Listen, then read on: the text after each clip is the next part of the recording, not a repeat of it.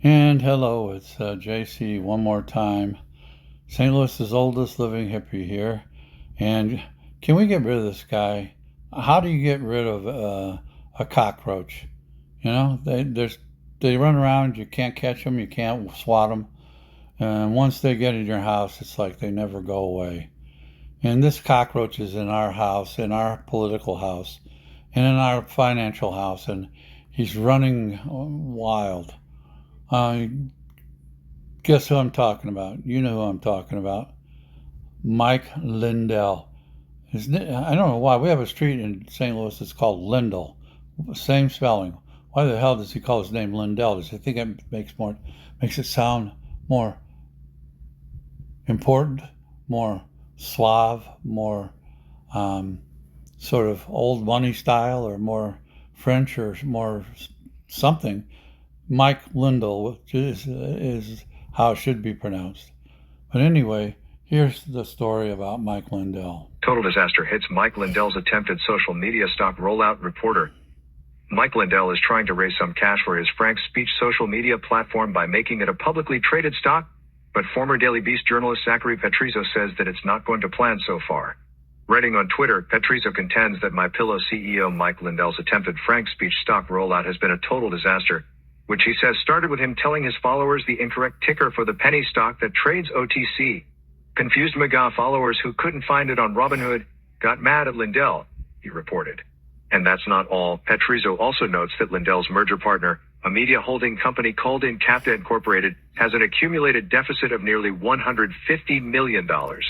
Also read, Republicans resurrect an old racist ruling to disqualify Kamala Harris. And to cap it all off, Petrizzo writes, it's clear that Lindell has been struggling with the concept of NYSEV, OTC markets. Oversimplification, but OTC markets are like a flea market compared to NYSE being a department store. At a flea market, more potential for fake merchandise, i.e., pump and dump schemes. As Gizmodo reported last week, Lindell is taking Frank Speech public through a reverse stock split, in which a company's shares are consolidated. Forbes has described this kind of maneuver as rare among large, stable companies and more typical of those struggling to maintain their listing on exchanges with minimum price requirements. Frank Speech is a social media platform Lindell created in 2021, positioning it as an alternative to mainstream social media platforms that he believes censor conservative voices and restrict free speech. Since its launch, Frank Speech has been embroiled in several controversies. The platform has faced criticism for allowing the spread of misinformation and extremist content. Lindell has also repeatedly used Frank Speech to solicit donations for his legal battles against voting machine companies like Dominion Voting Systems, which have sued him for defamation over his election fraud claims. When I see Mike Lindell, he reminds me of someone who, by accident, came across something to make a lot of money. He's not too smart, but what happened was he just fell into a business that made him rich, or potentially rich, and you didn't have to be smart in order to run that business and create the product. You just had to just work hard, probably, and he probably did work hard to create the MyPillow industry. But what happens is that people who are that unintelligent, once they get up and they get the businesses and they get the money, they start to ruin everything. They start to blow the money. And in Lindell's case, he thinks he's a big shot conservative, and so he blew all the money on trying to get Trump into office a second time, and to prove that the election was crooked. But it didn't happen. And the reason is because Lindell is not smart enough to do the things that he tried to do.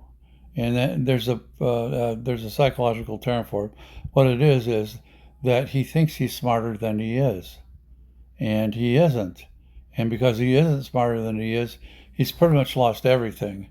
And this social platform may be his last gasp at anything that will keep him afloat. I don't know. But the guy is a real straight out loser.